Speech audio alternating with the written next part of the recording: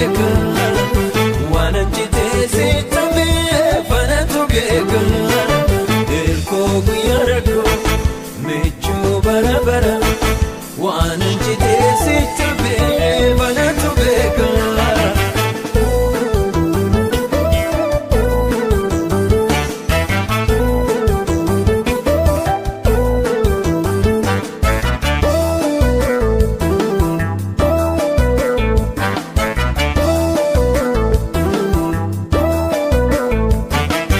Bitina jirenya atina kufsite bishan jirenyati atebuna bafti indagadnuani isatina gote isan sirradaka anabokachifte arras galato boris galatomi arras galato boris galatomi yawa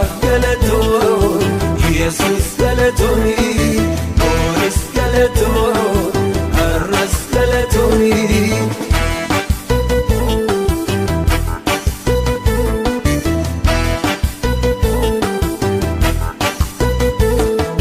Wananjite sitame fanatu beka, wananjite sitame fanatu beka. Elko guyarako mechu barabara. wananjite sitame fanatu beka